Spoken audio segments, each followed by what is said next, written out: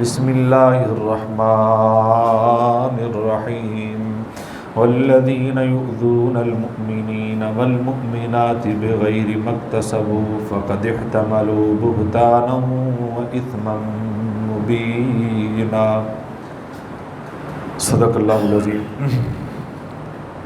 تمام قسم کی تحمیدات، تمجیدات، تکبیرات، تقدیسات اور تحلیلات اللہ رب ذوالجلال والاکرام کے لیے، بے شمار لا تعداد ان گنت بے حد و حساب درود و سلام سرور کائنات امام الانبیاء حضرت محمد الرسول اللہ صلی اللہ علیہ وسلم کی ذات مقدسہ مطہرہ پر، بے شمار رحمت نادل ہوں اہل بیت پر، صحابہ کرام پر، تابعین اعظام پر، اولیاء کرام پر اور ائمہ کرام پر۔ حمد و ثنا کے بعد آج کی گفتگو کا موضوع ہے اذیت سے نکلے۔ انسان کو اللہ کریم نے بڑی عزت و تکریم والا بنایا ہے، اس کو بڑا شرف اور وقار عطا فرمایا ہے، اور پھر انسان اگر اس کے ساتھ اپنے پیغمبر کو بھی ماننے والا ہو، اس پر ایمان لانے والا ہو، اس کے رب پر بھی ایمان رکھنے والا ہو، تو یہ سونے پہ سہاگا ہو جاتا ہے۔ یہ اور بھی زیادہ عزت و تکریم کے لائق ہو جاتا ہے، کیونکہ دین اسلام امن اور سلامتی کا پیغمبر ہے، اور انسان کو یہ اعزاز حاصل ہے کہ یہ ان مخلوقات میں شامل ہے جن کو اللہ رب العزت نے اپنے دست مبارک سے پیدا کیا ہے۔ حدیث میں آتا ہے عرش، قلم، عدن اور آدم علیہ السلام کو اللہ رب العزت نے اپنے ہاتھ سے بنایا ہے۔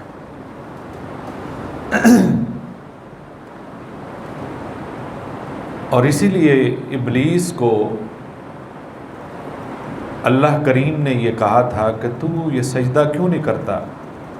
لما خلقت بیدی، میں نے تو اس کو اپنے ہاتھ سے پیدا کیا ہے، پھر بھی تو اس کو سجدہ نہیں کرتا۔ انسان کو باقی جتنے اس کے شرف اور عزت کی جو چیزیں ایک طرف رکھتے ہیں، یہی شرف بہت بڑا ہے کہ اللہ نے اس کو اپنے ہاتھ سے بنایا، اور پھر اس کا خیال اتنا رکھا ہے اللہ نے کہ اس کے انتہائی چھوٹے چھوٹے احساسات، جذبات، خواہشات، ان کا اللہ کریم نے بھی احساس رکھا ہے، اس کے لیے اصول و ضوابط وضع کروا دیے ہیں۔ شریعت کے اندر اس کا اہتمام موجود ہے کہ انسان کو کسی ادنا احساس کی وجہ سے بھی کوئی اذیت نہ پہنچے، کوئی تکلیف نہ ہو۔ حتی الامکان اللہ نے اس مبارک مخلوق کو اذیت سے بچانے کا بندوبست کر دیا ہے، اصول بنا دیے ہیں، تاکہ یہ کسی بھی طرح کی ذہنی جسمانی تکلیف میں مبتلا نہ ہو۔ اور یہ چھوٹی چھوٹی چیزیں اور ان کے لیے اصول بنانا یا ان کے لیے خیال رکھنا یہ وہی کر سکتا ہے جس کو ان احساسات کا پتہ ہے، اس سے واقف ہے، اور وہ اللہ کی ذات سے بڑھ کر کوئی نہیں ہو سکتا۔ کیوں؟ اللہ نے خود اس کو پیدا کیا ہے، اس کی فطرت کیا ہے، اس کی جبلت کیا ہے، انسان کی جو بنیادی طور پہ عادات ہیں یا جن چیزوں سے اس کے احساسات مجروح ہوتے ہیں وہ اللہ رب العزت کو سب سے زیادہ پتہ ہے، اس لیے ان کا خیال بھی رکھا ہے۔ اور مقصد یہ ہے، مثال کے طور پہ انسان کی بنیادی ضروریات تقریباً 5 ہیں، بنیادی ضروریات، اور ان سب کا خیال رکھا ہے۔ وقت نہیں کہ میں سب کو لے کر چلوں، لیکن وہ 5 چیزیں کیا ہیں؟ دین ہے، نفس ہے، نسل ہے، خاندان ہے، اور عقل ہے، انسان کا مال ہے۔ یہ بنیادی ضرورتیں ہیں، اور اس حوالے سے اللہ کریم نے انسان کے احساسات کا، جذبات کا خیال رکھا ہے، اور اس لیے پیغمبر رحمت صلی اللہ علیہ وسلم نے بھی انہی کی روشنی میں تعلیمات دی ہیں۔ مقصد یہ تھا کہ انسان ان چیزوں سے بے فکر ہو کر اس کی ساری توجہ انجام پر ہونی چاہیے، آخرت کی تیاری پر ہونی چاہیے، تاکہ اس کا دھیان اور توجہ آخرت کی طرف ہو، انہی اذیتوں سے دوچار ہو کر آخرت کو بھلا نہ بیٹھے۔ اور اگر کہیں کوئی اذیت سے دوچار ہونا پڑ گیا ہے تو اس کا بھی بندوبست کر دیا ہے، اس کو بھی کسی نہ کسی کھاتے میں ڈالا ہے، ایسے نہیں چھوڑ دیا کہ کہیں اذیت پہنچ گئی ہے، ظاہر ہے انسان کو پہنچے گی، اگر پہنچ گئی ہے تو اس کو کسی کھاتے میں ڈالا ہے، کھاتا بھی ایسا ہے جو نہ ختم ہونے والا ہے، اس کا ذکر کرتا ہوں۔ تو لہذا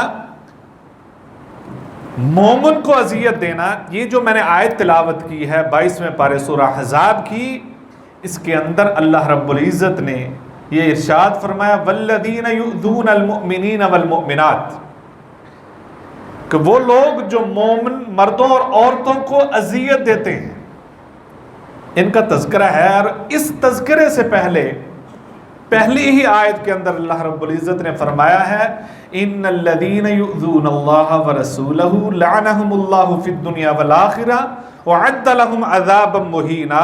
علماء کہتے ہیں پہلی آیت کے اندر اللہ رب العزت نے فرمایا جو اللہ کو اور اس کے رسول کو اذیت دیتا ہے، اللہ دنیا آخرت کے اندر اس پر لعنت بھیجتے ہیں، اور ان کے لیے رسوا کر دینے والا عذاب ہے، مہینہ عذاب ہے۔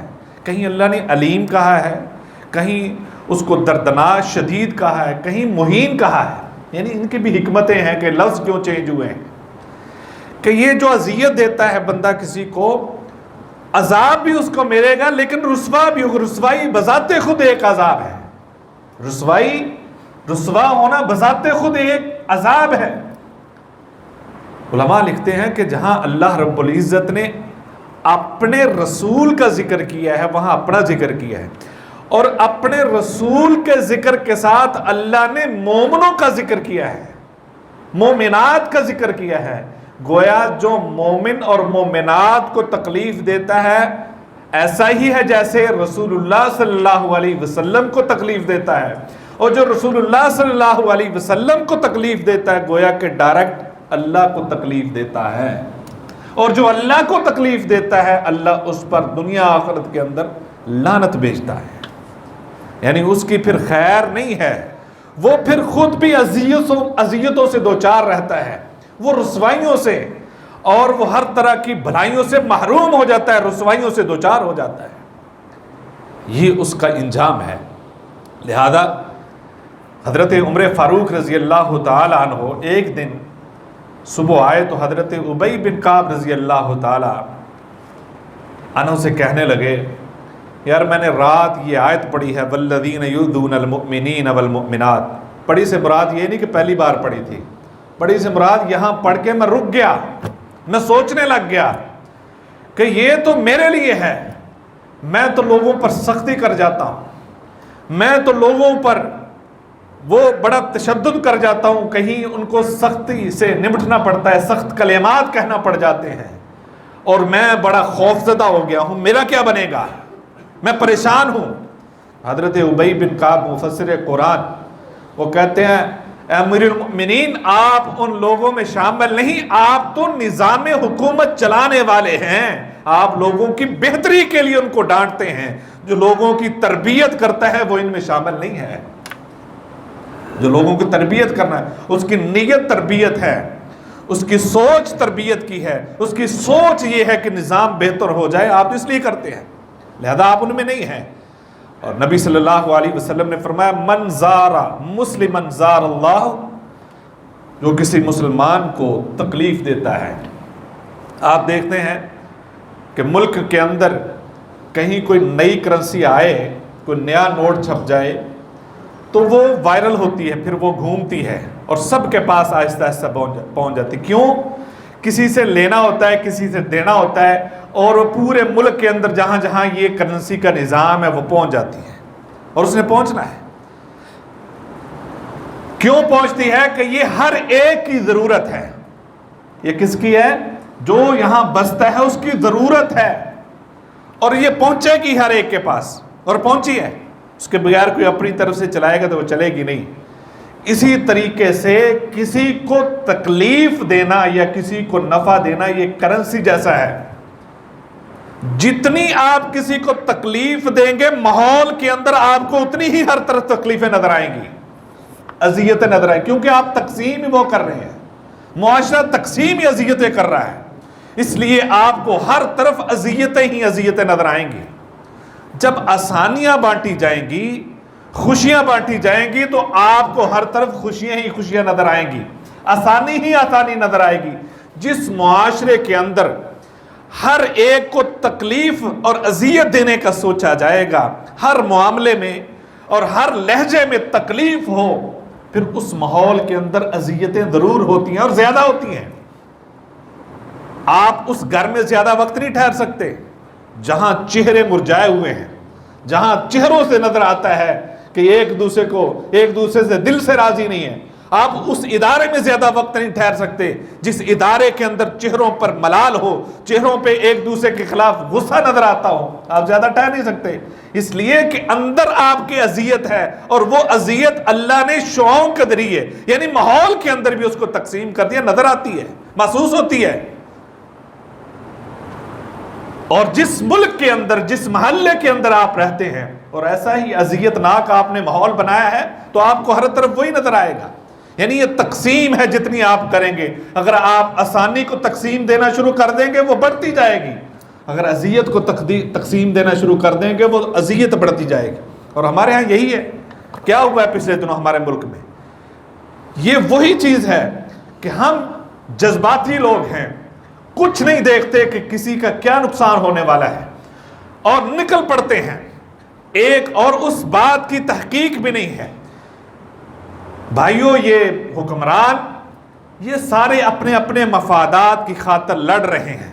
کل کے مجرم آج کے حکمران کل کے مجرم، اور یہ سلسلہ ایک باریاں لگی ہیں اور استعمال ہم ہو رہے ہیں، ایک دوسرے کے گریبان کو ہم نے پکڑا ہوا ہے۔ سگے بھائی آپس میں نفرتوں کا شکار ہے، کیوں؟ کہ وہ اس کے لیڈر کو پسند نہیں کرتا، وہ اس کے لیڈر کو پسند نہیں کرتا، نہ وہ لیڈر آج تک اس سے ملا ہے، نہ کبھی فون پہ بات ہوئی ہے، اور جس کو روز ملنا ہے، جس کے ساتھ زندگی گزارنی ہے، صرف اس بندے کی وجہ سے جو کبھی بھی اس کو نہیں ملا، جانتا بھی نہیں ہے، اس کی وجہ سے اس سے نفرت پال رکھی ہے جس کے ساتھ زندگی گزارنی ہے۔ یہ ہماری حالت ہے، اور اذیت میں ہم اس وجہ سے اذیت میں ہیں۔ لہذا اللہ کے پیارے پیغمبر صلی اللہ علیہ وسلم نے فرمایا من زار مسلمن زارہ اللہ، جو کسی کو تکلیف دے گا اللہ اس کو ضرور تکلیف میں مبتلا کرے گا۔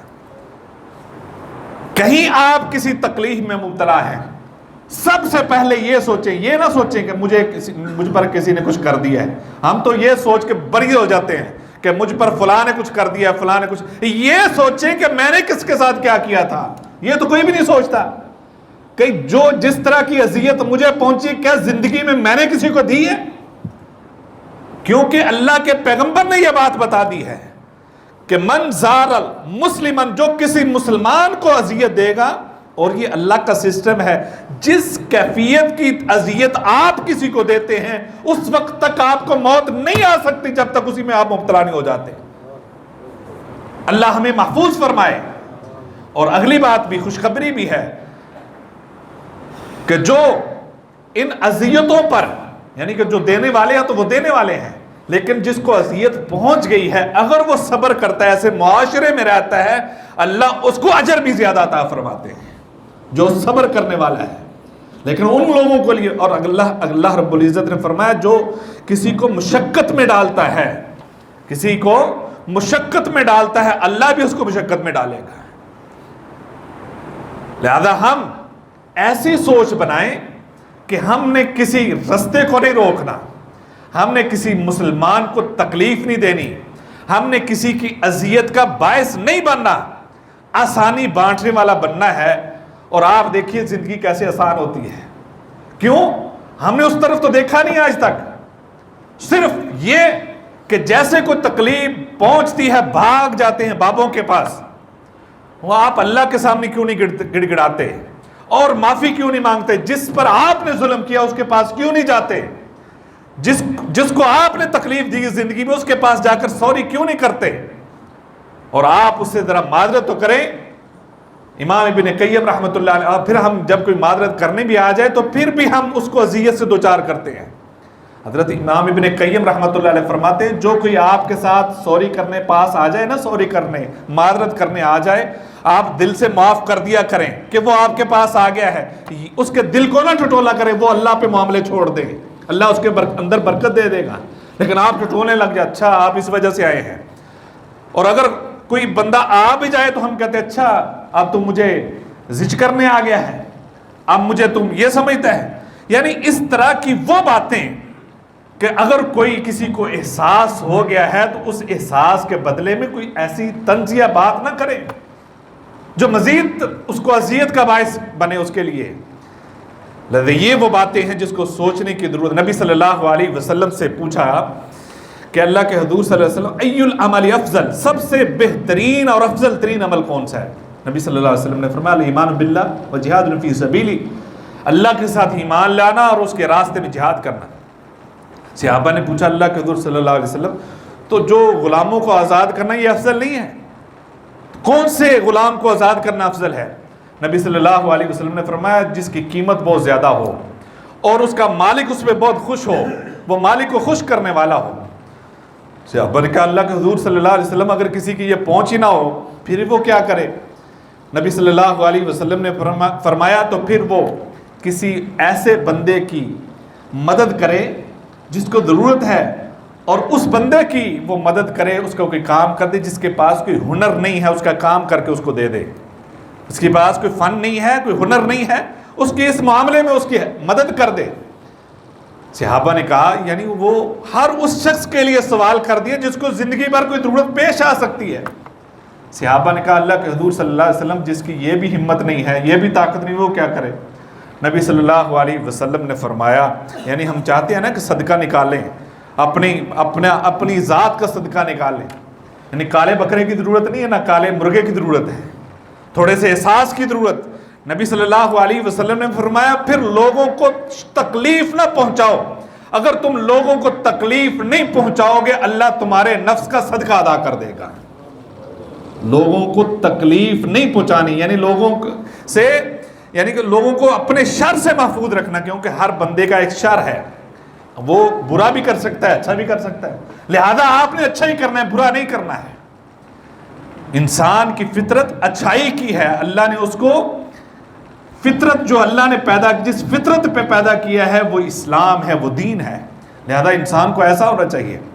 نبی صلی اللہ علیہ وسلم نے اتنے احساسات کا یعنی چھوٹی چھوٹی چیزوں کا، جس کا میں نے پچھلے جمعے میں ذکر کیا کہ مسجد میں لہسن کھا کر نہیں آنا۔ نبی صلی اللہ علیہ وسلم نے فرمایا مسجد میں یہ جگہ ایسی نہیں کہ آپ سمیل کے ساتھ آئیں، بدبو کے ساتھ آئیں۔ نبی صلی اللہ علیہ وسلم نے وَلَا يُؤْذِينَا بِرِيحِ الثَّوْمِ، ہمیں اس صوم کی بدبو سے تکلیف اور اذیت نہ پہنچائے۔ یعنی کون کہ مسجد میں لوگ ہی آتے ہیں، اتنی سمیل بھی کسی کو نہ دی جائے، یہ تکلیف ہے اور اذیت ہے۔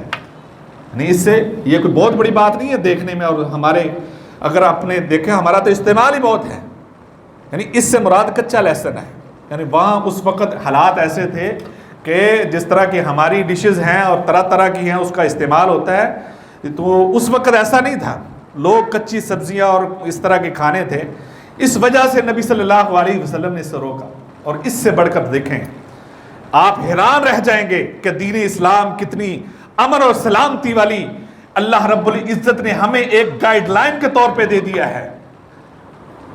نبی صلی اللہ علیہ وسلم نے فرمایا، جب اذا کنتم ثلاثۃ فلا یتناجسنان دون الاخر، جب تم 3 لوگ بیٹھے ہو، کوئی اور نہیں بیٹھا، آپس میں گفتگو کر رہے ہو، تو 3 لوگوں کے دوران آپ ان میں سے 2 آپس میں کانوں میں بات نہیں کریں گے، سرگوشی نہیں کریں گے۔ فلا یتناجسنان دون الاخر، تیسرا بیٹھا ہے ویسے ہی، اب تیسرا بیٹھا ہے، فوراً اس کے ذہن میں آئے گا، کوئی اور تو ہے نہیں، کہ اچھا یہ میرے بارے میں کوئی نہ کوئی غلط بات کر رہے ہیں۔ گویا اتنی سوچ پیدا ہونے سے پہلے شریعت نے روک دیا ہے کہ کسی کے دل میں کوئی ایسی سوچ پیدا ہو جائے، آپ ایسا کام ہرگز نہ کریں، یہ بھی اذیت کا باعث ہے، یہ بھی اس کے ساتھ آپ لوگوں کو اذیت دیتے ہیں۔ اتنا احساس، اور ہم یعنی کہ کسی کے بارے میں لفظ کہنے سے پہلے، حالانکہ ہو سکتا ہے ان کا کوئی ذاتی معاملہ ہو، ہاں شریعت نے کہا ذاتی معاملہ کسی اور وقت کرے، اس کے سامنے کیوں کرنا ہے، آپ نے اس کو اذیت میں مبتلا کرنا ہے، نہیں کرنا ہے۔ گویا جہاں امکان موجود ہے وہ امکان بھی ختم کر دیا ہے شریعت نے، کہ ایسا نہیں ہونا چاہیے، تاکہ کسی کو ذہنی طور پر بھی کسی کی فکر کے اندر کوئی آپ ہلچل مچا دیں، اس کی اذیت اس کو پہنچائیں، آپ نے ایسا کام بھی نہیں کرنا۔ نبی صلی اللہ علیہ وسلم نے فرمایا کہ مجھ پر سارے اعمال امت کے پیش کیے گئے، اچھے بھی برے بھی، اور مجھے جو اعمال پیش کیے اس میں سب سے بہترین جو چیز تھی وہ جن اچھے اعمال میں وہ یہ تھی کہ راستے سے تکلیف دہ چیز کو ہٹا دینا۔ اچھے اعمال میں سب سے بہترین چیز کیا تھی؟ راستے سے تکلیف دہ چیز۔ اور ہم 75 سال، کتنے سال ہو گئے پاکستان بنے کو؟ میرا خیال 70 سال تو ہم نے راستے بند کیے ہیں، یعنی ہمارے عوام نے سب سے زیادہ جو کام کیا ہے وہ راستے بند کرنے والا کیا ہے۔ کوئی کام نہیں، راستے بند کر دو، سڑکیں، ہمارے حکمران بھی یہ کام، سڑکوں پہ نکلیں گے، نکلنا ہے کسی میدانوں میں نکلیں، کس صحرا میں نکل جائیں، راستے کیوں شریعت نے اس سے بند کر دیا ہے؟ راستے نہیں بند کرنے، بہت مجبوری ہے۔ صحابہ نے اجازت طلب کی کہ راستے میں بیٹھنا اگر مجبوری بن جائے، ہمارے گھر اتنے کھلے نہیں ہیں تو کہاں بیٹھیں؟ نبی صلی اللہ علیہ وسلم بیٹھنا پڑ جائے تو راستہ چھوڑ کر بیٹھو، اور ہم راستہ روک کر بیٹھتے ہیں۔ اس میں ایمبولینس آئے، مریض آئے، نزا کا عالم ہے، کوئی تکلیف میں ہے، کسی نے جنازے پہ پہنچنا ہے، کسی نے کہیں پہنچنا ہے، کوئی پرواہ نہیں، راستہ بند ہونا چاہیے۔ اور پھر ہم کہتے ہیں کہ ہم مسلمان ہیں، اور پھر کہتے ہیں ہمارا ملک خوشحال نہیں ہے، ہم خوشحالی کی طرف نہیں جاتے۔ جب ہم نے اجتماعی طور پہ لوگوں کو تکلیف دینا شروع کر دیے تو پھر خوشحالی کہاں سے آئے گی؟ نبی صلی اللہ علیہ وسلم نے فرمایا اس میں جو بدترین اعمال تھے وہ مسجد میں تھوکنا، بلغم پھینکنا مسجد کے اندر، یعنی وہ اس وقت کچی مسجدوں کے اندر لوگ اس طرح کرتے، لہذا یہ بدترین عمل ہے۔ اور کسی مسلمان کو اذیت دینا کسی بھی طریقے سے، جس کی میں نے چند ایک صورتیں آپ کے سامنے رکھی ہیں، کسی بھی طریقے سے ان کو اذیت دینا، یہ بدترین اعمال میں سے جو مجھ پر پیش کیے گئے۔ نبی صلی اللہ علیہ وسلم نے فرمایا من عاد لی ولیا فقد آذنتہ بالحرب، اللہ رب العزت نے فرمایا جو میرے دوست کے ساتھ کوئی عداوت رکھتا ہے، نفرت اور کینہ رکھتا ہے، وہ بندہ جو مومن ہے، جو نمازی ہے، جو نماز پڑھنے والا ہے، اللہ اس کے رسول پر ایمان رکھنے والا ہے، اللہ اس کو اپنا دوست کہتا ہے، جو اس کے ساتھ دشمنی کرتا ہے، اللہ فرماتے میرا اس کے خلاف اعلان جنگ ہے۔ ہماری قدورت کس کے ساتھ نہیں ہے، ہماری کس کے ساتھ نفرت نہیں ہے۔ لڑائی ہوگی، اختلاف ہوگی، بات ختم کریں، اگلی زندگی آسان کریں، لیکن اس بات کو اپنے سینے میں محفوظ رکھنا اور اس کو سنبھال کے رکھنا، اس کو پانی دیتے رہنا، اس کو لوگوں کے ساتھ شیئر کرتے رہنا اور اس کو محفوظ رکھنا، یہ تو آپ کو اذیت میں مبتلا کر، اس سے آپ نہ بھی کسی کو بتائیں، آپ اندر ہی اندر اذیت میں مبتلا ہیں۔ اس کو چھوڑیں، اختلاف ہو جانا یہ بہت، کیونکہ اختلاف تو اس کائنات کا حسن ہے، دن اور رات ہے، آسمان اور زمین ہے، گرمی اور سردی، یہ اختلاف جو ہے کائنات کا حسن ہے، خوبصورتی ہے۔ اختلاف ہو جانا کوئی بڑی بات نہیں، لیکن اس اختلاف کو نفرت کے ساتھ پالنا یہ بہت خطرناک ہے، ایمان بھی ختم کر دیتا ہے، دنیا بھی تباہ کر دیتا ہے، آخرت بھی تباہ کر دیتا ہے۔ حضرت عائشہ رضی اللہ تعالی عنہ فرماتی ہیں نبی صلی اللہ علیہ وسلم ہمارے احساسات کا اس قدر خیال رکھتے تھے، رات کو اگر ہم سو جاتے لیٹ سے گھر پہنچتے، یعنی وہ ایک رات نبی صلی اللہ علیہ وسلم ادھر گئے تھے بقیع کے اندر دعا کرنے کے لیے، قبرستان کے اندر۔ حضرت عائشہ رضی اللہ تعالیٰ عنہ فرماتی بڑے آرام سے اٹھے، کوئی آہٹ نہیں ہونے دی، میں تو جاگ رہی تھی، بڑے آرام سے دروازہ کھولا، بڑے آرام سے نکل گئے، اور واپس آتے تھے پتہ تھا سو رہے ہیں، بڑے آرام سے دروازہ کھولا کہیں اس کی آہٹ سے گھر والے اٹھ نہ جائیں۔ اور جب ہم نے گھر جانا ہوتا ہے سارے محلے کو پتہ ہوتا ہے فلاں بندہ آیا، اس کا دروازہ کھولنے کا سٹائل یہ ہے، اس کے بیل دینے کا سٹائل یہ ہے، یعنی کہ وہ وقت جو کسی کے آرام کا ہے اس کے جانے سے پہلے بھی خیال رکھنا چاہیے، چاہے اپنے ہی گھر میں جا رہے ہیں، اگر جانا ہے تو اس کا بھی انداز ایسا ہونا چاہیے۔ آج کل سہولت ہے، آپ کسی اگر لیٹ آ رہے ہیں کسی ایک بندے کو فون کریں گھر کے اندر کہ میں آ رہا ہوں اتنے بجے آؤں گا۔ اب جب آپ گھر میں سب کو بیل دیں گے، جو گیٹ کی مین بیل ہے سارے اٹھ جائیں گے، سارے تکلیف میں مبتلا ہے۔ یہ وہ چھوٹی چھوٹی باتیں ہیں جس کا احساس بھی رحمت کائنات صلی اللہ علیہ وسلم نے بھی کیا ہے کہ کسی کو اذیت نہ پہنچے۔ اور سلام کہتے تھے تو سلام بھی اتنی آہستہ سے، صرف جس کی آواز تھوڑی سی محسوس ہوتی تھی، السلام علیکم۔ ہمارے یہاں فرض نماز کھڑی ہوتی ہے تو اتنی زور سے سلام کہتے ہیں کہ قاری صاحب کی توجہ بھی اگر کوئی تلاوت کرے تو اس طرف چلی جائے گی کہ اسلام کہاں ہے۔ ہاں سلام کہنا چاہیے، حدیث میں آتا ہے کہ اگر سلام نماز پڑھیں تو آپ اس طرح ہاتھ سے اشارہ کر دیں، ٹھیک ہے، لیکن سلام کہنے والے کو بھی چاہیے کہ سلام صرف آہستہ سے پتہ چل جائے کہ فلاں بندہ آ گیا ہے۔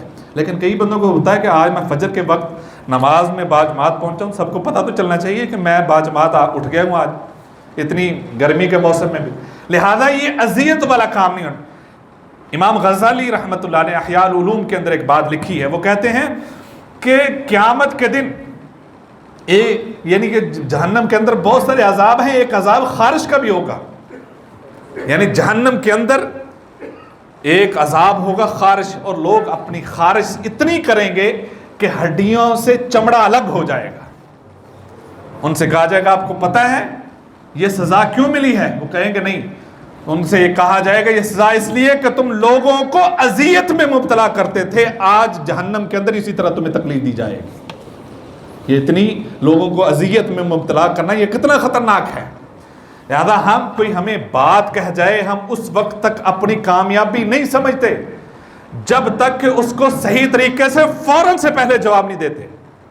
میں نے کسی کا کلپ سنا، وہ اس نے بڑی کمال کی بات کی، اس نے کہا زندگی میں کامیاب ہونا چاہتے ہیں نا، کسی کی بات آپ کو ناگوار گزرے، کوئی جواب دینا چاہتے ہیں فوراً نہ دے، اگلے دن دیں۔